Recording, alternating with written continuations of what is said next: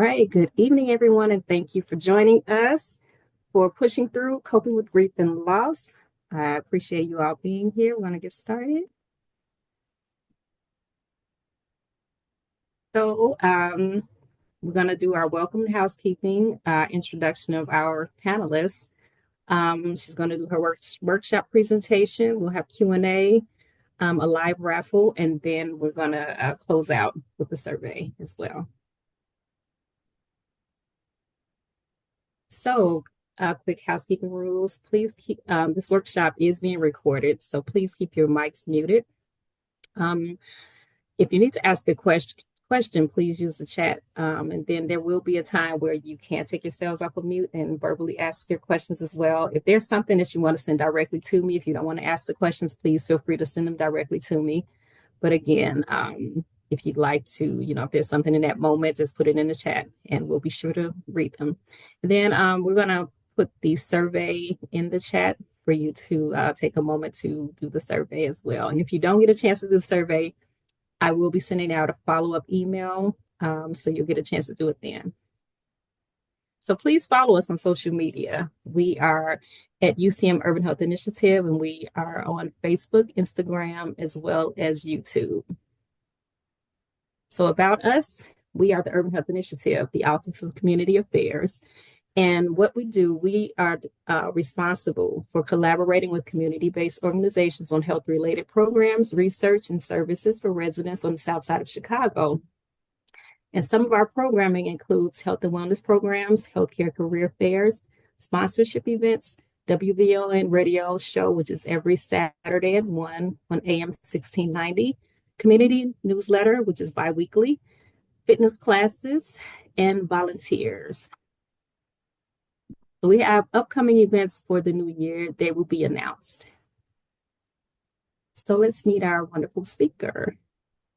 So Ms. Felicia M. Houston, with over 23 years of experience in the mental health field, Ms. Houston brings deep professional expertise and heartfelt commitment to her work. She encourages people to see healthcare not as a luxury, but as a powerful act of preservation, and strength. Through her dynamic workshops and presentations, Ms. Houston inspires audiences to focus on mental health, wellness, and resilience. Thank you so much, Ms. Felicia. I am going to turn it over to Felicia now, and we're going to get started. Thank you again. Thank you all for being here. All righty. Well, thank you. Thank you so much for that wonderful introduction. And for those of you who don't know, we used to work together. So this is awesome to be back here. Yes, that means that. So I always tell people, like, it makes a difference in how you leave a place, that they ask you to come back. So it's a pleasure to just be back here with UCM. So tonight, guys, we are going to have a discussion. It will be a dialogue in regards to grief. I know grief is a serious topic, but we are going to have some fun as well. So we are going to go ahead and get started. I'm going to see if I can share my screen. If this is going to work today or not, we'll see in a minute. Let's see here. All righty. You all do not need to see all of this. Got a lot of stuff up here, I know, y'all. All right, we're going to present on this device. That is not the right presentation. Sorry, y'all. Hold on. Stop. It's okay. It's okay. I had the presentation. What we just said. We just had this whole conversation. Absolutely. It's Wednesday. That's why. Yep. It's Wednesday. It's doing this to us because it's Wednesday. That's what it is. That is not. And you all just, once she gets it up, it's going to be amazing. I promise. Let me make sure this is my right one. I have several versions. Okay, yeah, this is the right one. Okay, cool.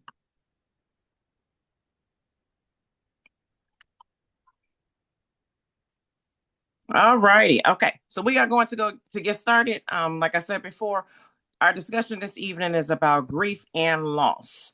And again, my name is Felicia Houston, and I do not claim to be an expert on this at all. I'm just sharing with you what I've learned in my 23 years of doing this work. So that is what I'll be sharing with you this evening. All right. So whenever I get started, we have to check in and see where everybody is at. So, what I was going to ask you all to do is please utilize the chat. So, the first thing we're going to do is we have already done the welcome, and now we're going to just try to get centered.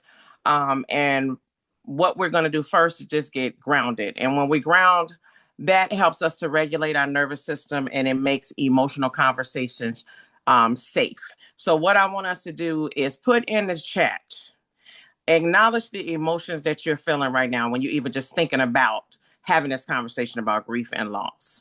Put it in the chat. How are you? What emotions are you carrying this evening?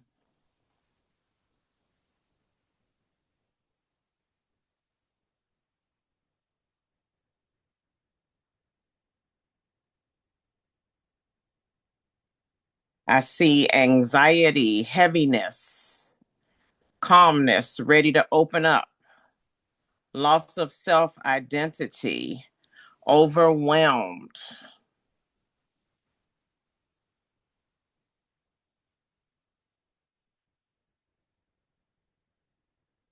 I see nostalgia, some sadness. Anybody else want to share? And if I see memories,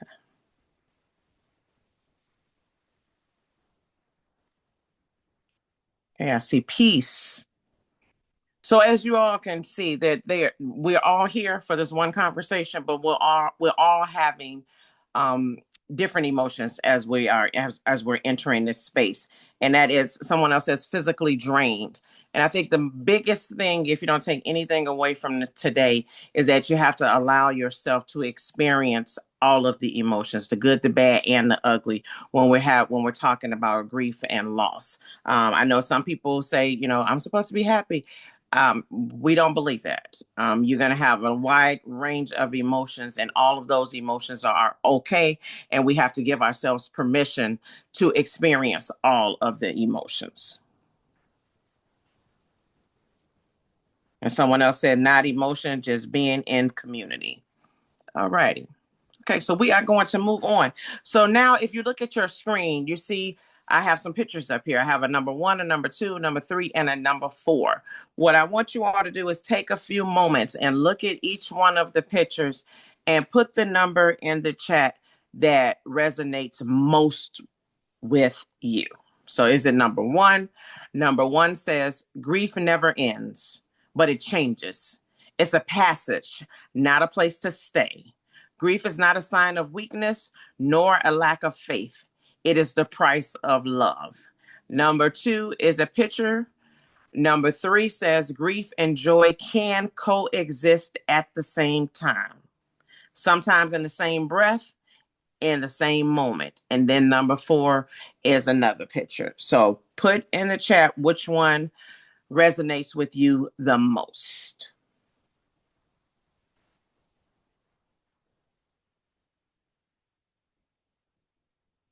Okay, I see some ones, three, one, four. A lot of people with the one. Okay, can somebody come off mute and tell me why number one? Tell us why number one resonates with you the most.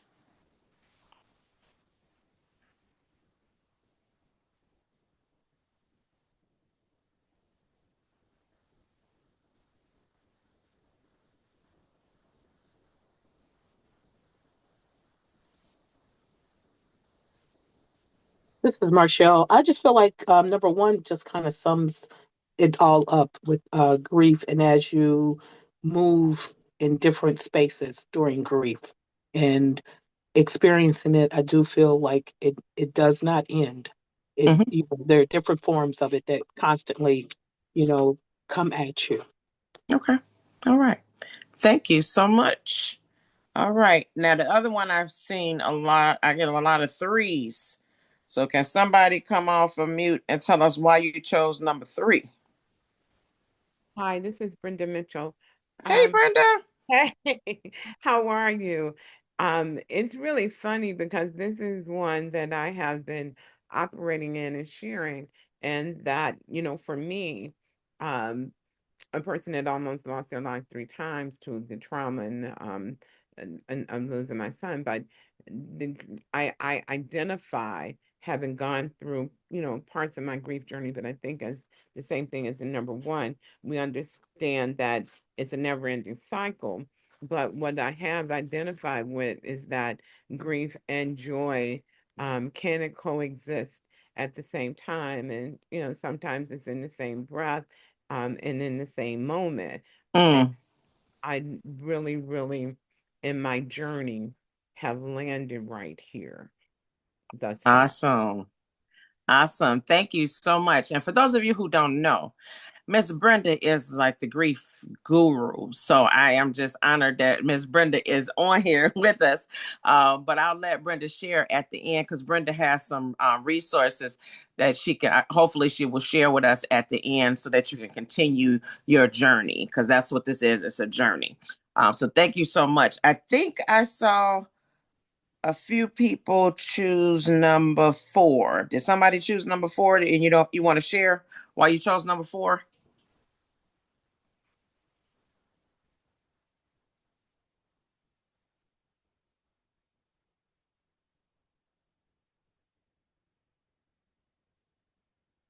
Okay, don't worry about it. All right, we are going to move on then. But thank you guys for your participation. So why does this conversation even matter? Why do we need to have a conversation about grief? The reason that we need to have a conversation about grief is because the grief experiences people carry quietly while they still try to function. So it's like it's a silent emotional load, and people still just trying to carry it quietly while they're still functioning, even without visible signs. Grief can affect. Now, tell me if you can relate to any of these. Grief can affect your focus and your clarity. So you're trying to concentrate, you're trying to remember stuff, you're trying to make decisions, but you can't because the grief is so heavy. Anybody experience any sleep disturbances where your sleep is just disrupted? You always feel fatigued. There's increased stress. So without visible signs, grief can affect your focus and clarity, your sleep and well-being, and your relationships. Anybody experience increased irritability, withdrawal, you just want to be by yourself, or emotional numbness? And with the emotional numbness, all irritability and withdrawal, that strains your connections with other people. And then the last thing that it can affect is our productivity because we may be reduced. We may have reduced energy. We may be lacking motivation and overall performance. So if anybody relates to any of these, just put yes in the chat. I see 2 yeses already. So this is why we need to have this conversation specifically, because it affects us in all of these different areas. All right. So again, why this conversation matters. For those of you who may be employers, and I know that UCM is an employer, and so I wanted to include this part. Did you guys know that 1 in 3 employees are grieving a major loss at any given time? 1 in 3. So think about all the employees you have. 1 in 3 are grieving a major loss, and 37% of your employees are grieving. But there is hope. If you have people that are grieving, here are 3 ways to support them.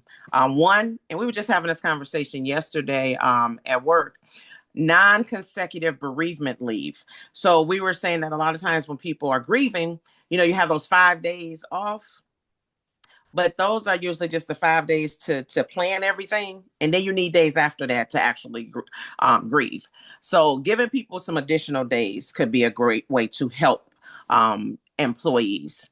The second way could be expert grief support via text, including how to navigate grief at work. So it could be via text, or it could be like having things like this, or bringing people in the workplace to just address grief. And it's especially important to do stuff like this around the holidays. So UChicago Medicine is actually doing this right now. And then the last thing that you can do if you are an employer, or if you supervise people, is grief literacy training and tips for managers and colleagues. Again, a conversation I had with some managers yesterday was, in one position I had like three people who had lost pets. And y'all, I'm not a pet person. I have a pet now, but I'm not a pet person. So one of them lost their pet, and they wanted days off from work. And people were like, Felicia, you have to get a card. You have to go to the little service. And I was like, what are you talking about? But as a manager, I had to lean into that because that was important to several of my staff. So when we think about loss and grieving, people grieve the loss of pets as well. So we just have to keep that in mind. But these are just some things that you can do as an employer that I wanted to include. Okay. All right. So this is the $1,000,000 question, guys. What is grief? If I can have somebody come off mute, because I told you guys this is a conversation. So if it's a conversation, I'm speaking and you all are speaking as well. So if someone could come off mute and read what is grief, what's on the screen at the top, that first little paragraph.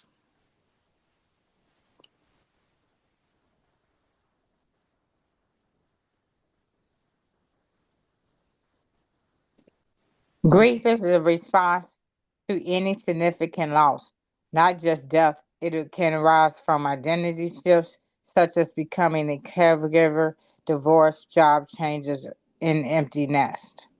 Thank you so much for that. Thank you for reading that. So when we talk about grief, guys, it's not just about death. And I think a lot of times when we think about grief, we just assume it has to do with death. But it could be, like you said, identity shifts, such as becoming a caregiver, a divorce, when your marital status has changed, a job loss, or an empty nester. And we recently did a group with some teenagers in regards to grief. And the teenagers shared with us, they were like, I haven't lost anyone to death, but I've lost relationships. One little girl was saying that she does not have a relationship with her father. And she said that loss, she used to have a relationship with him and now she doesn't. And she said it's painful, and she feels like she's going through all of the stages of grief. So just keep that in mind, that grief is different for each person and it does not have to be a death. Did you guys know that there's different types of grief? So there is anticipatory grief. So that means that it begins before a loss occurs. So have you ever experienced like someone is seriously ill and you feel like you've lost them before they're actually gone? So that's anticipatory grief. Then there's complicated grief. So that's intense, prolonged grief that disrupts your daily functioning, and it involves severe emotional and behavioral reactions. And then the last type of grief is disenfranchised grief. It's not openly acknowledged, supported, or validated by others, such as losses. Society tends to minimize or overlook. So those are the main three types. And then at the bottom, you can see there are a number of types of grief. There's normal grief, complicated grief, chronic grief, anticipatory grief, secondary loss, absent grief, cumulative grief, and disenfranchised loss. But I'm not going to go over all that because we don't have all that time tonight. But Ms. Macy does have the presentation. If anyone wants the presentation, you will have that information. But we want to just keep in mind that there is different types of grief. Okay. All right.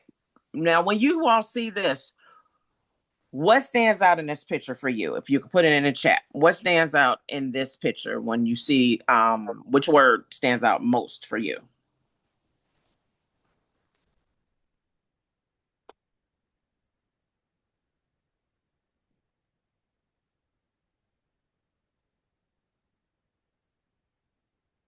I see anger. I see acceptance. Bargaining. Hi, Felicia. Hi. I don't know if I was able to chime in on this or not, but bargaining is a real one, especially around the holidays. The what ifs. Mm-hmm. Why didn't I? Yes. particularly when losing a child. Uh, you go through those what ifs a lot. So bargaining always is the big B for me. Yes. Thank Big you one. so Thank you so much for sharing that. So for her, bargaining is the one that stands out. For some other people, according to the chat, I see anger, I see acceptance, I see depression, I see all of them, denial, and then I see phases of it. It comes back and back to bargaining. So we want to just make sure that we know that there are different phases of grief and it's not linear. There's no order. You can be angry one minute, then you could be bargaining another minute. There could be some depression, denial, acceptance, and it kind of just keeps going around and around and around, but it's no particular order to grieve. And there's no time frame on your grief. And I hear a lot of people saying that, well, this should be over. No, there is no time limit to grief. You have to allow yourself to grieve as long as it takes you to grieve. Because it's an individual thing. It's not a collective thing. It's an individual thing. So when we talk about grief, what what you're really trying to expect is what's on my left, the little line going up. And then what you actually get is all this little scribble scrabble and stuff. So does everyone agree that this is kind of what you do? You experience all these different emotions, all these different things, and sometimes all at once, and it can be very confusing and very frustrating. But people will make you think that it's going to be this nice little smooth little thing, but it doesn't happen that way. It's not. And I like someone in the chat said, there's no specific way to grieve. It's different for everyone. Absolutely. It's different for each individual person.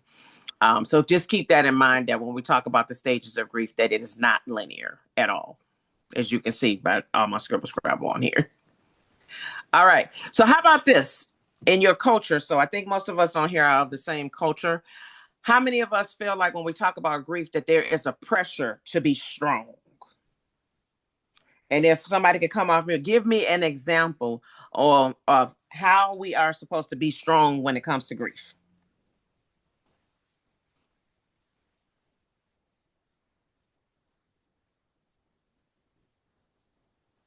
I would like to say something. This is Jessica. In our culture, or my culture, we have a tendency, African American, to not so much sweep it under the rug or ignore it. If we don't talk about it, a sign of ignoring it. And if we ignore it, it will go away. Okay. Thank you, Jessica. Appreciate that. I appreciate that. Anybody else? How have you been taught in your culture to be strong, or how have you been pressured to be strong, especially when it comes to grief? I think this is Brenda. I think one of the things that, I learned was that, in being in the ministry as well, is that in our culture and in our community, we don't really seek, third party care. Mm, It's much that if me and God can't do it, it's mhm, not to get done. I think that in most recent years, it's really been freeing to understand that God said that in that day knowledge would increase. And I mhm. think that that knowledge contains physical as well as mental, emotional health. And so the passion to be strong is there still. However, I think that we reach out to other avenues, understanding our limitations. All right. Thank you. Thank you so much for sharing that. And that is so true. In the chat, I see continuing with our day-to-day activities quickly. Like, get back to work. Like we have things to do. We don't have time to cry. And and something yesterday, some of my colleagues and I were saying is that people will say things to you like, they're in a better place. And you're like, no, no, don't say that to people. If you've said that to people, please don't say that to people, because that this is not what we want to teach people. That staying composed, not showing emotion, and carrying on without asking for help. That's not normal. Okay, but that is something that has been taught in our culture, that we need to be strong. That continue to go to work, hold it all together. But that can help. That can hinder people and cause them to push people away and hide and minimize their grief. So keep that in mind. Someone says acting acting as if it doesn't exist. Yes, absolutely. So we want to make sure that we don't pressure people to be strong, but we also want to lead by example. So when we're grieving, we want to be open and honest with people and say, I don't have it all together. I need some help. So that's how we can teach other people and to not pressure us to be strong during the time that we're grieving. Okay. What about this? How about some of us just keep on pushing through? How do you just push through? What does push through look like? It looks like autopilot mode, where you're just showing up, completing tasks. You're emotionally disconnected. You're moving through the day with minimal awareness or presence. Has anyone ever been on autopilot mode, where you just, I got to get it done. I got to keep going. I don't have time to process any of this. I'm going to keep going. And someone else says in the chat, as a mother that loses a child, our normal response will be better is in my arms. Exactly. I know what grieving is, but I'm not sure if I have. When I have lost someone, I just kept dragging myself along until I was functional. Yes, that's what we're talking about, where people just keep pushing through, pushing through. But there is a cost of prolonged pushing. So when you constantly operate in survival mode, it leads to emotional exhaustion, reduced capacity, and a delayed healing process. Did you guys hear me? A delayed healing process. So pushing through is survival, but it is not the same as healing. We really want to we want to get to the point where we're focused on our healing, not just surviving. And I see in the chat, no acknowledgement of grief or process or pain. When do you get off of autopilot mode? Someone else says delay understood. And someone else said, yes, I'm currently experiencing this now. Yes. So there are a lot. When do you get off of autopilot mode? That is up to you. That is up to you. Everybody is different. Everyone is different. For me, I'll share when I got off autopilot mode was when I decided to go see a grief counselor and really start facing what I was really feeling. So that's when I got off of autopilot mode. I think everybody is different. If you guys want to put some in the chat, but there's a question in the chat about when do you get off of autopilot mode? But keep in mind, guys, that we don't want to do the autopilot mode and that we want to focus on healing. Okay. Something else that we want to do is give ourselves permission to feel. A lot of times we just get numb. We get numb. I want you to name what you're feeling. Identify and label emotions helps reduce their intensity and allows the brain to process them more effectively. So give yourself permission to feel. How many of you all have felt that way, that in your time of grief that you have not given yourself permission to feel?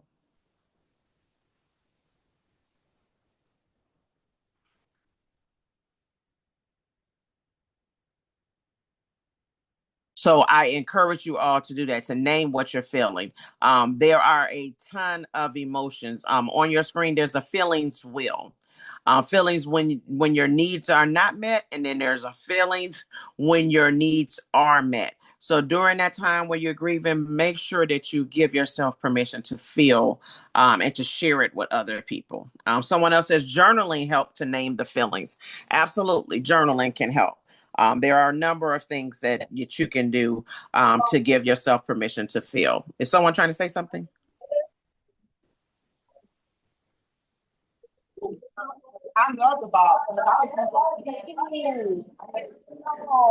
Can everybody make sure that you're muted, please? Thank you. Okay, someone else said I had the audacity to put a time limit on my grief. Yes, absolutely not. But people do it. You know, people try to tell you how long it should take for you to grieve, and that's just not realistic. So just keep that in mind. Okay. So name your feeling. So in order for us to do this, guys, we need to have some coping skills. And someone already put in the chat in regards to journaling. So having journaling prompts. So one journaling prompt that I want you guys to just take a moment and think about this. What is one thing grief is teaching me? So think about that right now. And if you want to put it in the chat, put it in the chat. What is one thing grief is teaching me?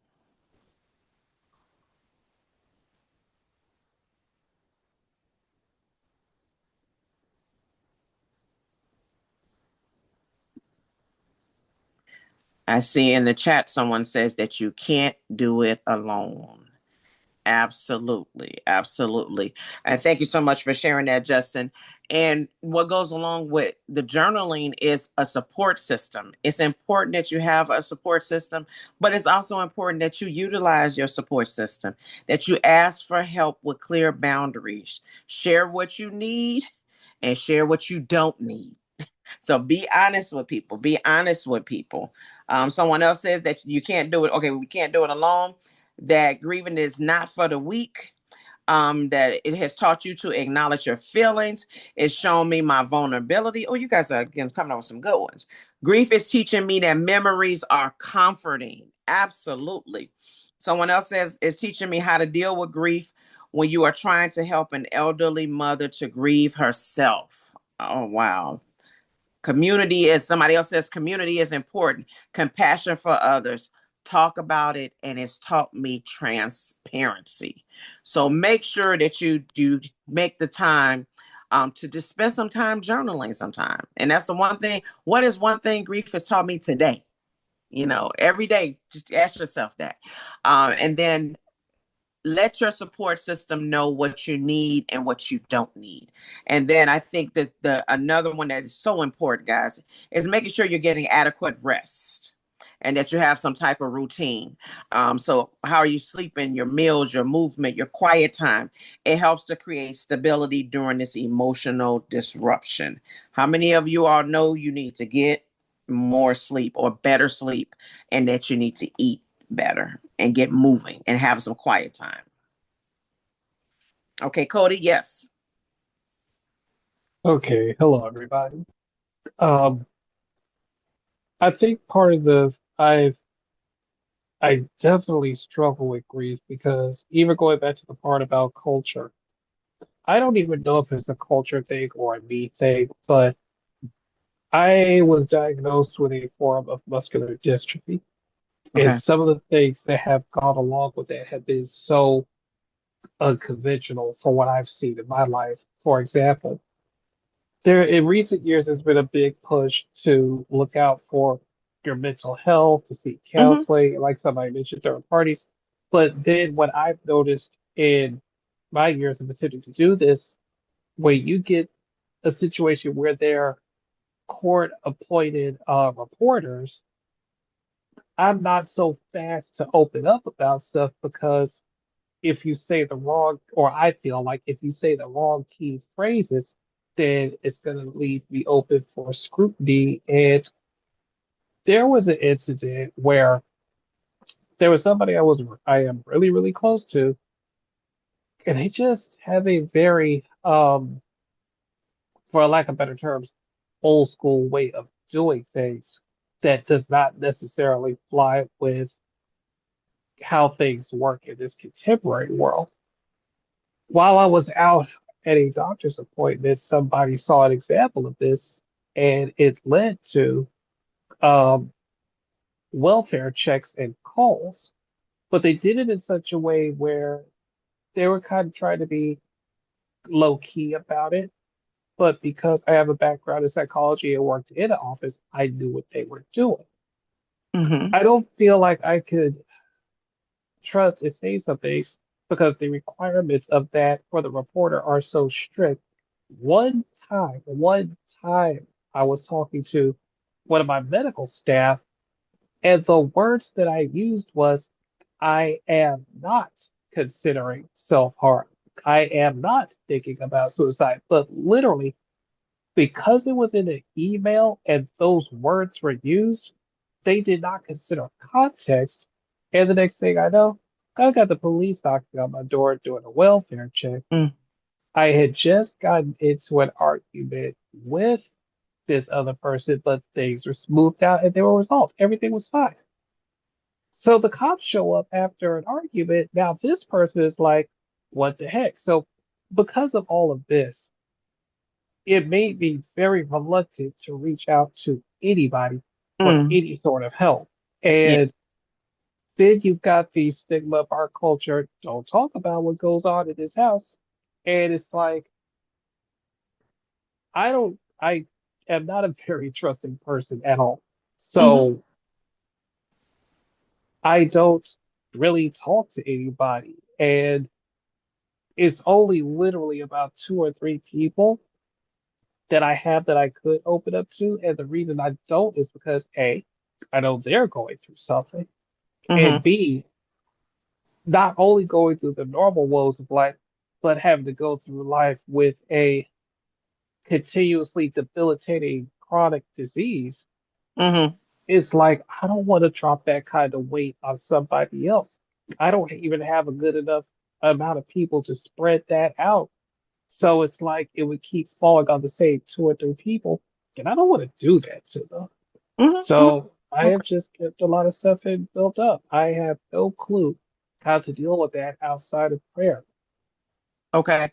So even thank you so much first of all for sharing that. That has to be that's a lot for you to have to deal with on your own. But have you tried journaling so that you said you have prayer and prayer is awesome. But in addition to prayer, are you journaling and writing down like how you feeling about the different things? Have you tried journaling?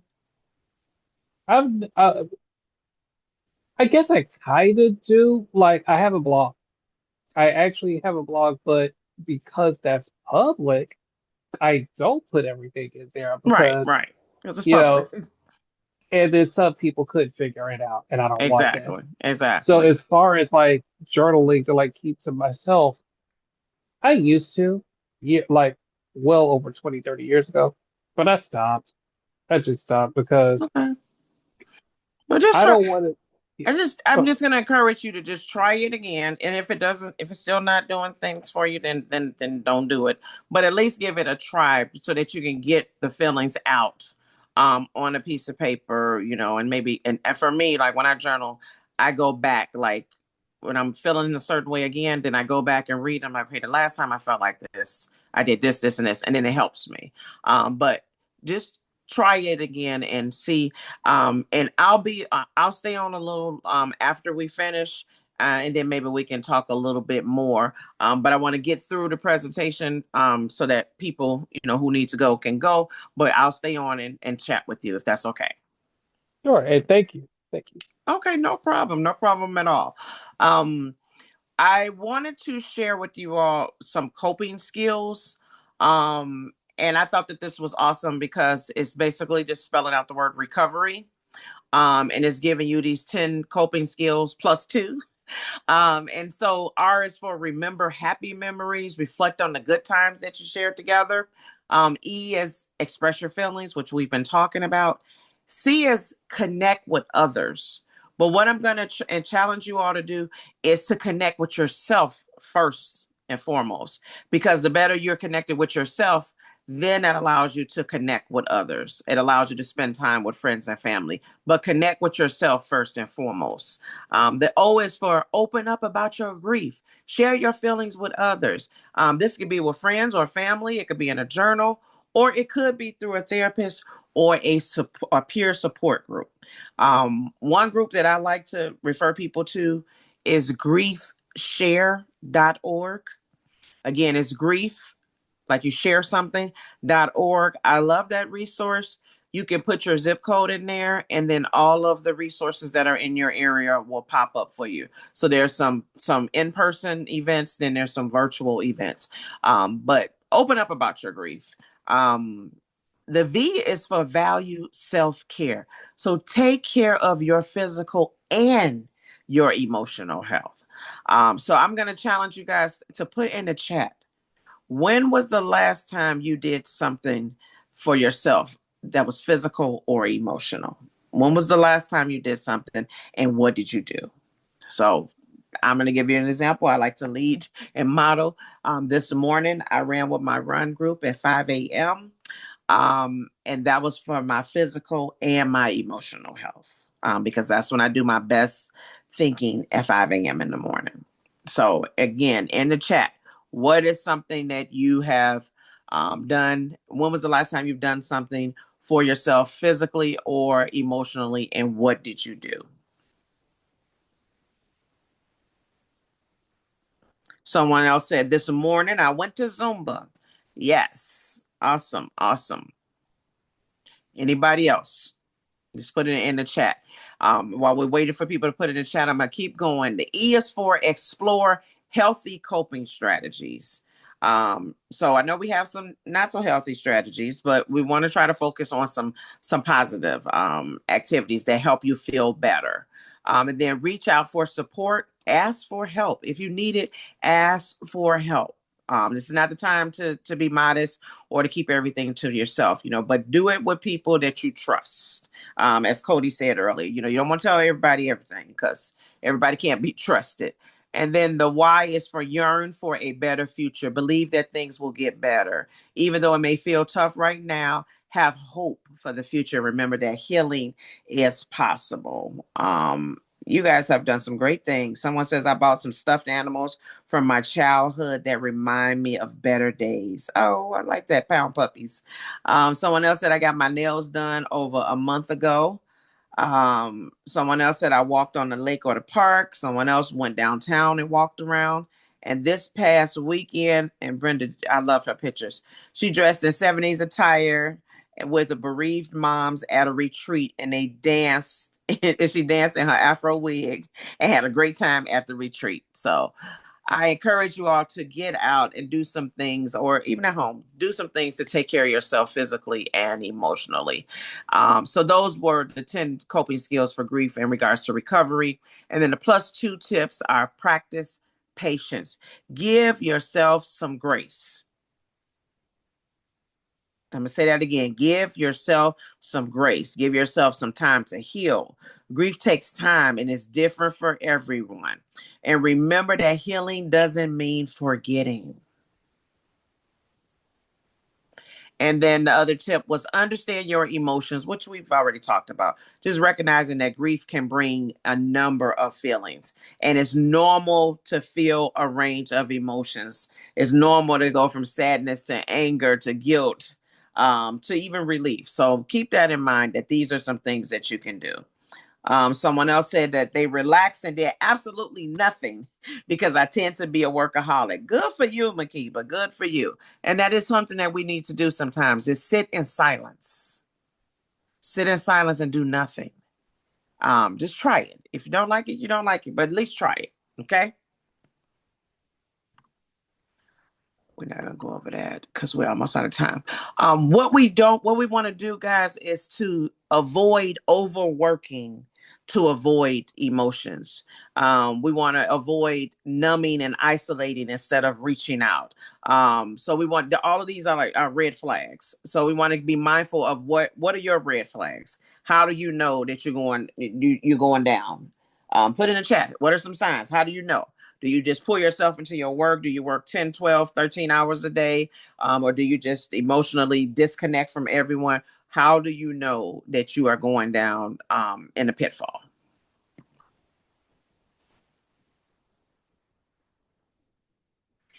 Oh, I like this. Someone else said, I remind myself to be as kind to and patient with myself as I am with others. Absolutely. We extend grace to other people. We need to extend that same grace to ourselves. Give ourselves permission to make mistakes. Give ourselves permission to do nothing. Thank you so much for sharing that. Someone else says that what they do, they isolate. They isolate. That's what they do. So when you find yourself isolating, do something. Do something about it. Do something about it. For some of you all who are on here, I wanted to share how you can support others. When someone else is grieving, you can make contact. Reach out and let the person know you're there for them. Today, one of my friends, her husband died today. And I just I texted her because I didn't want to call her because I know she probably has 5911 calls coming in. And I just sent her hugs, just said, sending you hugs.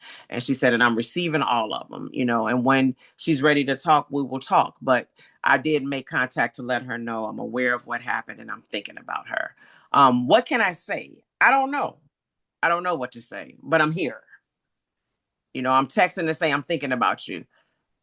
And it's okay if you don't reply. Or if you want to reply at 2 a.m, that's fine too.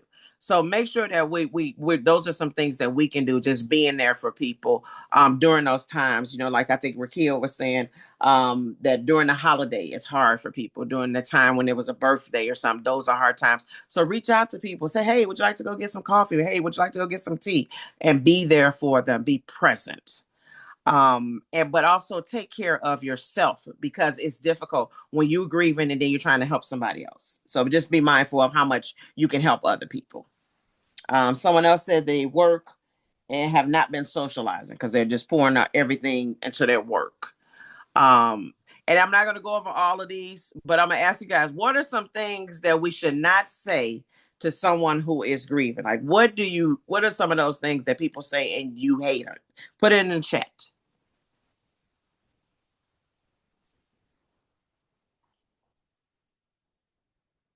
I know one for me is everything happens for a reason. Or be strong. Or you stronger than that. Get over it. I know how you feel is the one that, oh, child. I know how you do not know how I feel. You do not. I promise you don't. They are, yes, Ruth. That's my biggest pet. They are in a better place. And then somebody else said, God makes no mistakes. So let's be mindful. The things that we don't like for people to say to us, make sure we're not saying those things as well.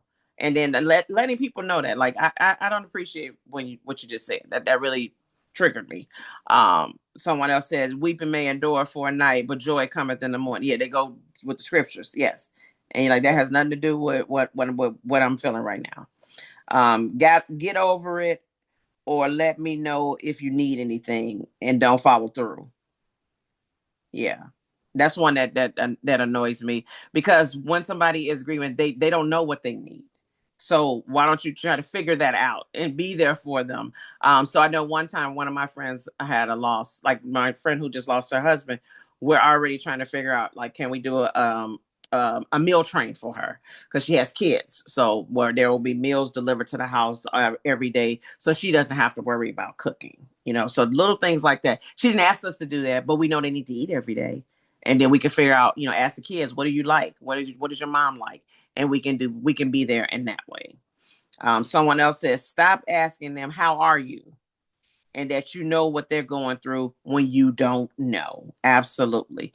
And someone else says, as much as I love God's word, timing is everything. Absolutely. Sometimes I need a hand to hold. I don't need you hitting me with scriptures at the moment.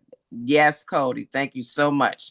So these are things that we want to keep in mind when we're trying to support other people. Some things I want you to just be mindful of, though, as you're grieving. That grief can get really heavy. Um, and some warning signs will be if you have a prolonged inability to function, where you're not able to get out of the bed, you're not able to eat, you're not able to sleep, you're not able to get in a shower, or if you have severe isolation or withdrawal, if you're having suicidal thoughts or substance dependence, those are red flags. And what you should do in those cases is dial 988. 988 is, you can text it, you can call it. They have online.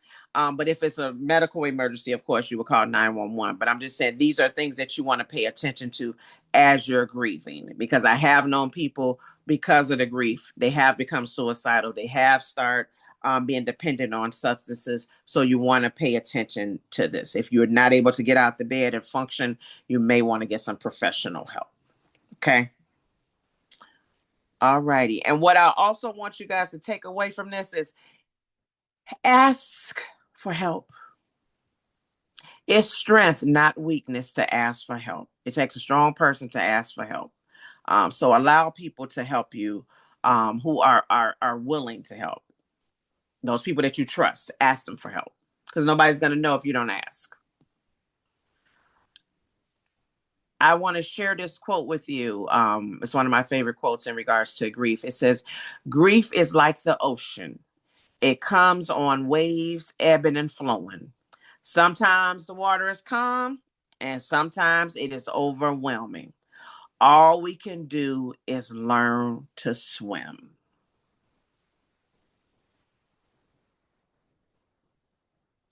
Does this resonate with anyone? when we talk about grief? Put it in the chat.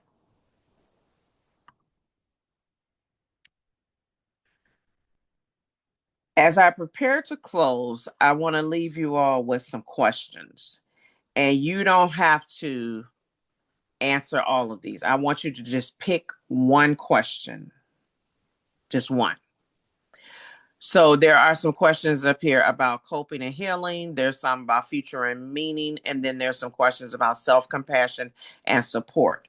I'm going to give you guys about 2 minutes to just write down your reflection in regards to one of these questions. So do I have time, Miss Macy, to give them 2 minutes? You are good to go. Okay. So 2 minutes, answer one of these questions. And if someone is not able to see, if you're on a phone or driving or something, some of the questions are, what coping skills have you used in the past? And which feel helpful now? What rituals or acts of remembrance could you create?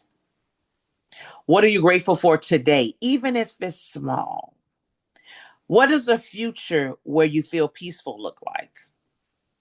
How can you honor their memory authentically in your transformed life? Um, I will share with you that my grandfather passed away, and my daughter honors his memory. She plays volleyball and she plays track. She has a necklace with a charm on it, and it's a picture of him. So every time she plays a sport, she's like, I have Papa with me. So that's how she honors his memory every time when she's out there playing a sport. She feels like he's there, he's with her. So that's something that she does. And then for self compassion and support, how can you be compassionate with yourself today? What is one thing that you can do to take care of yourself right now? So again, just take a few minutes.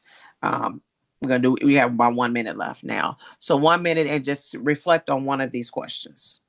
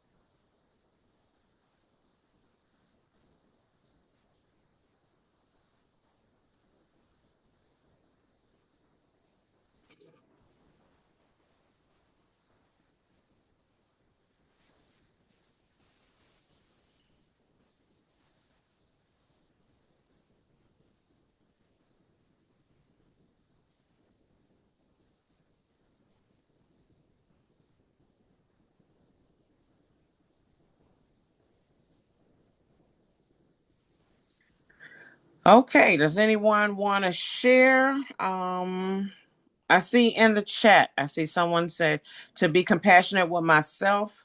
I prepare myself healthy meals and will even light candles and play soft jazz while I take my time and dine. I love it. Someone else says meditation. Absolutely. And then someone else says, I'm grateful that I realized I would not realize a new normal.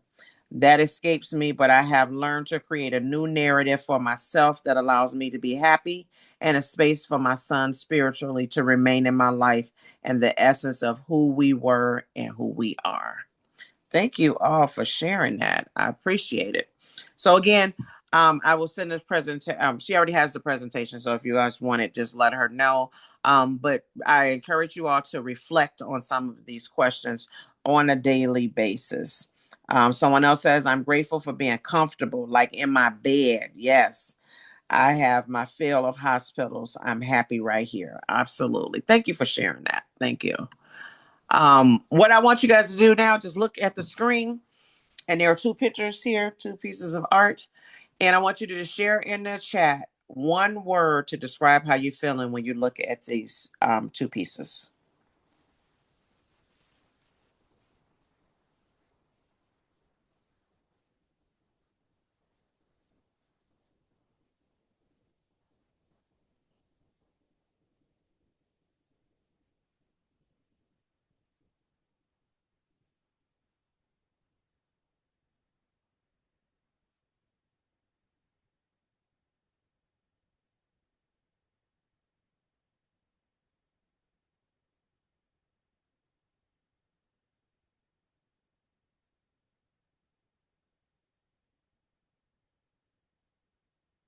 All right. There are a lot of different things in the chat. I see several hopeful. I see some chaotic chaos. I see peace. I see alone. And then I see calmness after the chaos. So everybody is looking at the same thing, but as you can see, we're all experiencing something very different. So let's just be mindful and keep that in mind, that as you go through this process of grief, it's going to be different for you than it may be for other people. I wanted to share some resources with you all. These are some resources that I found very helpful. And again, you'll have this if you want it. She can send this to you all. But these are some resources that I have used that I found very helpful, even with youth as well as adults. The Grief and Color, the Coloring Journal.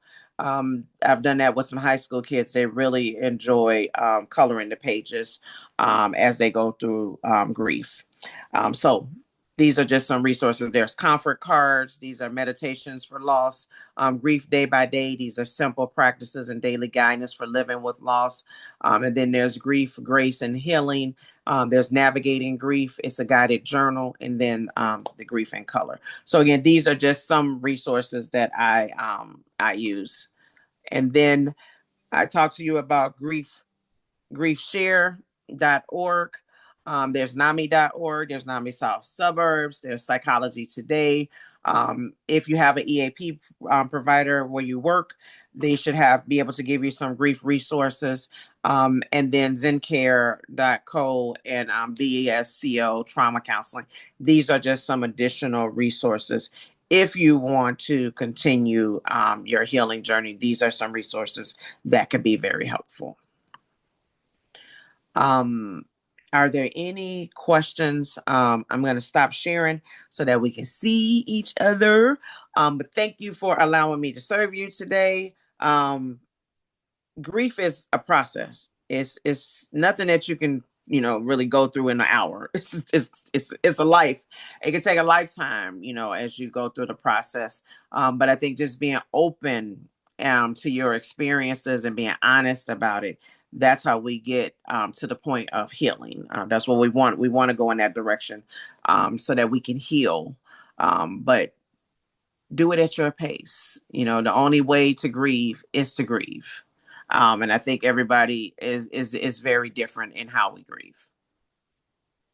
I'm going to stop sharing here. Hold on, so we can see people.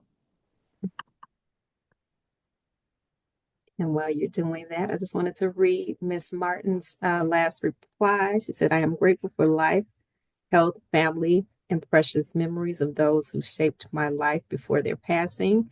Share my memories of them with children and grandchildren." So that's one way that she deals with grief.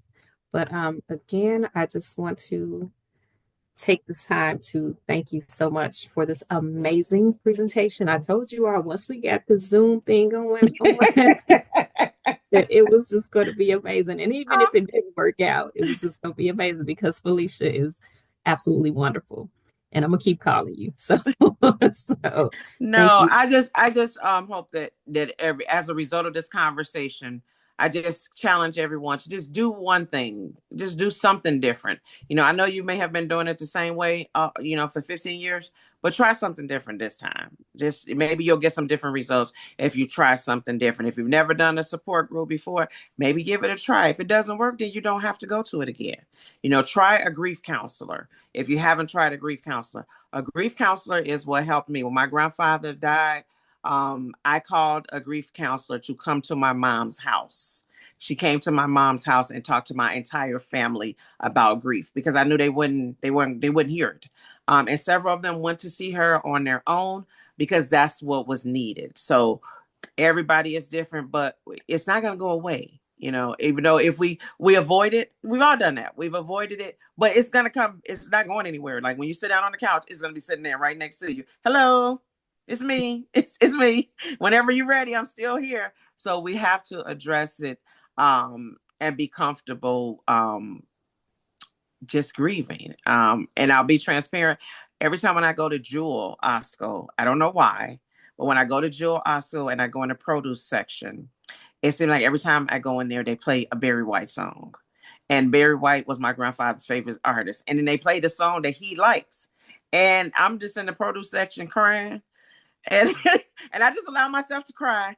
But then I can hear my grandfather's voice so clear. He's like, little girl, get yourself out of there, because those people gonna think you're crazy. Because you're crying all over the apples and oranges. Get your stuff and get out the store. And then I pull myself together and I leave out the store. But every time when I go in that produce section, it does it. So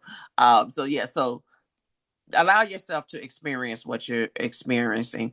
And then if you need some help, go see a grief counselor. I'm a counselor, but I don't do that right now. I do consulting and more presentations, but there are grief counselors. If you go to Psychology Today, or check with your insurance provider to see if you can get a specific grief counselor. And I know Brenda is a grief counselor, and I think Brenda does some group work or things of that sort. So I guess if Brenda can share that in the chat, some information that you have, or if Brenda can come off mute and briefly just share, because I know we're over our time. Yes, I'll be very brief, but I do have healing circles, and I do that every second and fourth Tuesday of the month, which I will actually be on later on tonight with facilitating the grief support. I have another one that will start in January, which will be an 8 week that deals with traumatic grief and complicated grief. And mine is Mm. for the traumatic grief and complicated grief and navigating through those things. So I will put my email in the chat, and if anyone wants more information, and my phone number, you can reach out to me. Okay. Thank you, Brenda. Thank you. Thank you so much for that, Brenda. And again, a special thank you to you for even being here. I just recently met Miss Brenda. She came through for me and did such an amazing job. And I told her before I left, I'm going to be calling you because I'm going to need you. So just to see you here, and even knowing that when you get off this call, you have something else to do. You could have been, anywhere else, but you chose to be here. So I appreciate you for that so much, and appreciate you sharing your information. And I would like to share it Waited when I send out. Yeah, because I'm going to I've been send out a waiting follow-up to email. get you.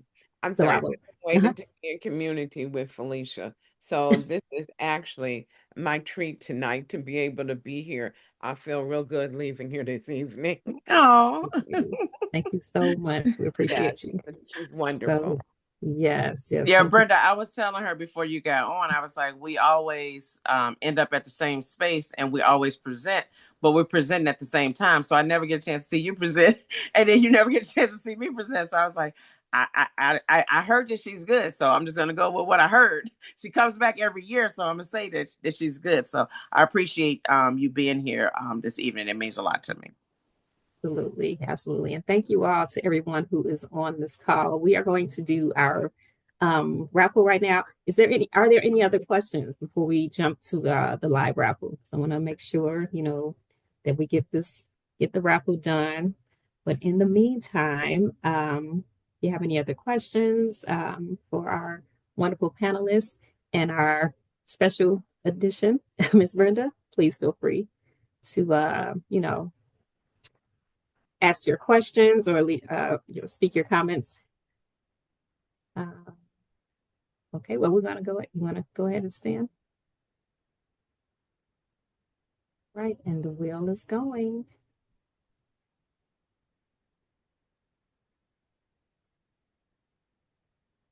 So we have Charmaine Jones. Are you still on the line, Charmaine? If you are, unmute yourself. If not, we gotta get this. Yes, I'm still on. All right, girl, you was almost about to. Yeah. Thank you so much. So, Charmaine, I will get your information, and then I'll email you, and then Okay. I'll get you your gift card mailed out. But thank you for being here. Thank you. You're welcome. Enjoyed the So, class. yes. So, again, just want to take this last few moments to open up the floor. If there are any questions, if there are any comments, if you all want to just, commend our presenters on the job well done, please do so. But again, I do not want to hold you all too much longer. I just again want to thank you all for being here. This was amazing. I'm so appreciative that everybody showed up and got to witness this wonderful presentation.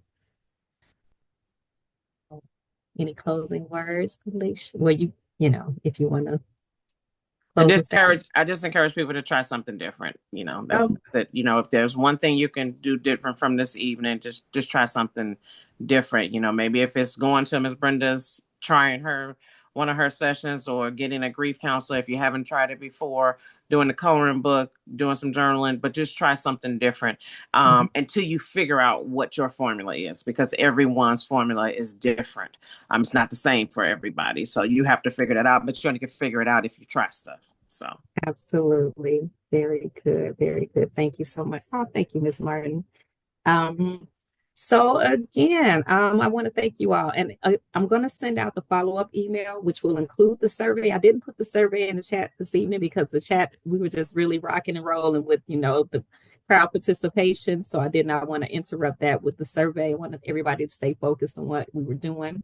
So the survey for this workshop will be included in the follow-up email. So please complete the survey and let us know what you thought about this presentation this evening. And again, I hope to see you all in upcoming workshops. You guys have a great rest of your evening, a great holiday season. And thank you for being here. Appreciate you all all. right, thank you all. Thank you. Good Have a seeing you. good one.